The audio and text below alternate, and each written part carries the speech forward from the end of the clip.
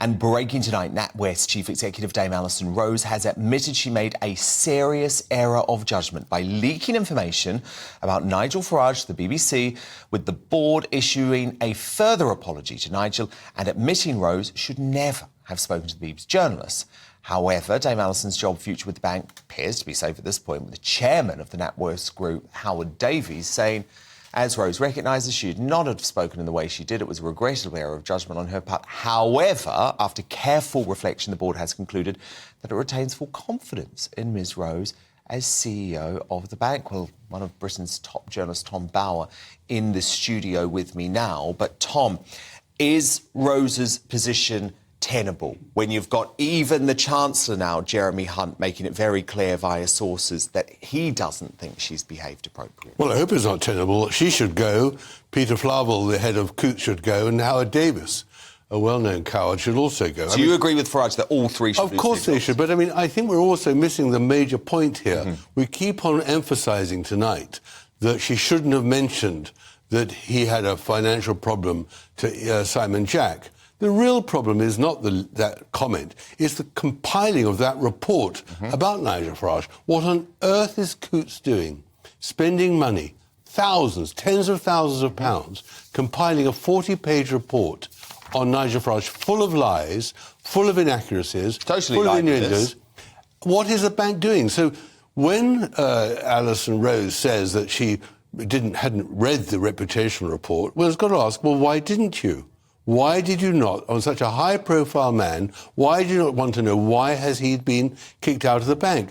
And why has she taken so long to apologise for the minor infraction of saying, well, he didn't have £1 million, so he couldn't stay a customer? Why had she not said, this is wrong, to actually start investigating personalities like Farage, and is wrong to start passing all these innuendos which are false? Well, look, that's what really troubles me. And, the real problem is this, for people like you and me in this country.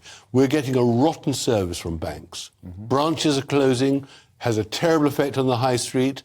They're constantly incapable of answering our queries. You try to get on the line and ask them questions. I have the most dreadful problems in my own accounts with HSBC, who for a whole day just lie and all the rest of it. So what this Farage thing has shown is not just Alison Rose wrongly saying something at dinner, but the culture of the banks, the way they are failing our country and us as individuals in the high street. That has got to end, and that is what the government really should start now as an urgent measure, telling the banks, forget the way you're operating, we're not putting up with it anymore. No, indeed, and I have a particular issue with HSBC, given they closed my business account without any explanation as to why. It's appalling. And the problem is you have no recourse. Nope.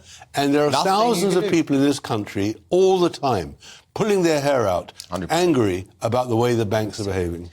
Now, look, Tom, big royal news this week. The royal family has announced or is at least confirmed privately, that it's going to be on a 2-year blitz of formal visits by senior royals to strengthen support from the Commonwealth and the rest of the world. King Charles and Queen Camilla made their first official visit to Germany back in March, but are yet to visit any of the 14 Commonwealth countries outside the UK, which is where the help of other senior royals, including the Prince and Princess of Wales, will come in handy, with soft democracy seen as the best way to maintain and protect the Commonwealth.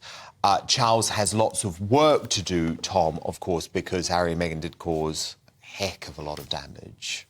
Well, I think it's a bit of a success for our programme, actually, because for weeks I've been saying that Charles has been a complete failure on re-establishing proper relations with the Commonwealth, because, as I showed in my book some years ago, he really disliked the Commonwealth. He'd go to the white Commonwealth countries, but he would never go to Africa, didn't like the Caribbean. So that is why, on the whole now, the Commonwealth relationship with Britain has suffered with the late Queen's death. So I really welcome... Who loved travelling. Who loved it, and they loved her, but they know that Charles is not interested.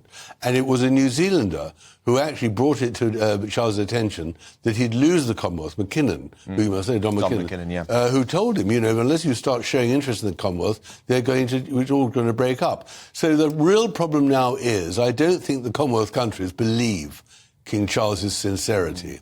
I think they will believe Kate and William. But I do think that if Charles and Camilla go to Kenya or perhaps go to Canada, I don't think it's going to set the house on fire. William and Kate can do a huge amount of good. So they are the secret weapon Absolutely. to be deployed. And I think they're the perfect age, aren't they? They're perfect age, but the real problem is that Queen Camilla is not very keen on travelling long distances. She doesn't like actually working very hard in these Commonwealth countries. He's not that keen. She struggles with the heat, though, doesn't she? She struggles with the heat. She struggles with jet lag. He is not that keen on going. It is a major problem because the Commonwealth is a very, very valuable international institution. It's beset with the problem that its Secretary-General, the woman, Patricia Scotland, is not much respected, and it's got the need now to be revitalised. Yeah, so you are tough. I mean, you've obviously written about Charles and you have some issues with his work ethic, and so you're presumably saying pull your finger out here because the late Queen, of course, travelled extensively right into her late 80s. Charles has been waiting for this job his entire life. Obviously, he is elderly, but still he's fit, though. isn't he? Of course he's fit. And he works very hard on lots of other things. It's just that he's not particularly keen on the Commonwealth. And that is a great tragedy. But I think that the sort of pressure that we've had in our conversations, the criticism that he's really got to start working for the Commonwealth to survive, has finally percolated through to the palace. And let us hope that they do a blitz next year, that there will be really some very successful tours, and he can engage with people, Charles. I mean, that is one of his great qualities, that when he meets people, they actually afterwards really enjoy meeting him, and they remember his interest in their lives. And he's just got to do more of it to make sure the Commonwealth survives. He's got to get on that. He's got to get on. Get on that.